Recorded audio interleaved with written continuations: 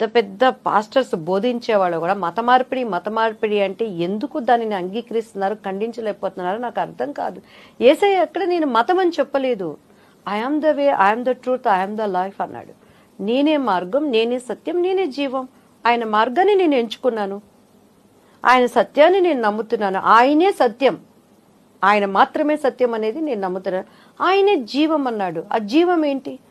ప్రతి మనిషి చనిపోవాల్సిందే. అగ్ని ఆరదు, పురుగు చావదు. ఆత్మకి చావు లేదు. రేపు నా ఆత్మకి నిత్య జీవాన్ని ఇచ్చేవాడు ఆయన అని అన్నాడు. కానీ ఆయన ఎక్కడైనా నేను ఒక మతం అని చెప్పారా అండి? క్రైస్తత్వం మతం అని ఎవరు చెప్పారు? అది మార్గం.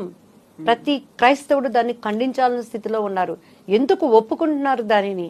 పెద్ద పెద్ద వాళ్ళు సంఘాలు పెంచుకుంటున్నారు, చర్చిల్లో విశ్వాసాలను కూర్చోబెట్టుకుంటున్నారు. కానీ అరే బాబు, ఒక్క రోజున ఒక ధర్నా చేసి ఇది మతం కాదండి, నేను హిందువుని, నేను భారతదేశంలో పుట్టాను, క్రీస్తుని నా స్వరక్షకుడిగా అంగీకరించాను, అది కాదంటానికి ఎవరికి రైట్స్ ఉంది? ఇప్పుడు మీరు పూజలు చేస్తారా ఇంట్లో? ఇప్పుడు శ్రావణ మాసం పూజలు కావచ్చు, మిగతా పూజలు అంటే నేను క్రీస్తుని తెలియనప్పుడు నేను చేసేదాన్నండి. ఇప్పుడు చేయట్లేదు. అంటే ఎందుకు చేయట్లేదంటే సృష్టించిన సృష్టికర్తను మర్చిపోయి సృష్టాన్ని పూజించాల్సిన అవసరం నాకు లేదు.